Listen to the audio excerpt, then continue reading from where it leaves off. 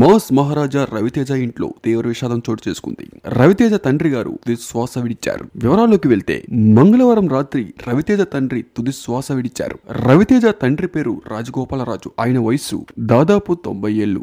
ఇన్నాళ్ళు ఎంతో యాక్టివ్ గా ఉన్న ఆయన సడన్ గా కన్ను మూశారు. దాదాపు కొన్నాళ్ళుగా పూర్తిగా విశ్రాంతిలో ఉన్న రవితేజ గారి తండ్రి గారు ఆయనకు ఎలాంటి అనారోగ్య సమస్యలు కూడా లేవు. వయస్సు పైబడ్డంతోనే ఆయన కన్ను మూశారని కుటుంబ సభ్యులు చెప్పుకుంటూ వస్తూ ఉన్నారు. రవితేజ తండ్రి మరణం వార్త తెలిసిన అభిమానులు కామెంట్ రూపంలో ఎమోషనల్ అవుతూ ఉన్నారు. సోషల్ మీడియా వేదికగా రవితేజ తండ్రి గారికి నివాళులర్పిస్తూ ఉన్నారు. రవితేజ తండ్రిది ఆంధ్రప్రదేశ్ లోని జగ్గంపేట, తూర్పుగోదావరి జిల్లా జగ్గంపేటలో ఆయన పుట్టి పెరిగారు. ఆయన పూర్తి పేరు భూపతిరాజు రాజగోపాలరావు. ఆయన ఫార్మసిస్ట్ గా పనిచేశారు. తల్లి పేరు భూపతిరాజు రాజలక్ష్మి. ఆమె హౌస్ వైఫ్. వీరికి 3 సంతానం. అందరిలోని పెద్ద కుమారుడు రవితేజ, తరువాత భరత్, తరువాత రఘు. ఇద్దరు తమ్ముళ్ళు కూడా నట్లే తెలుగు ప్రేక్షకుల్ని అలరిస్తూ ఉండేవారు. ఇక రవితేజ తండ్రి గారు ఎక్కువ కాలం ముంబైలోనే పనిచేశారు. ఆయన ముంబైలో పనిచేసేటప్పుడు అమితాబ్ బచ్చన్ మూవీస్ ఎక్కువగా చూసేవారు. అలా రవితేజ వారి నాన్నగారు అమితాబ్ బచ్చన్ కి అమితమైన ఫ్యాన్.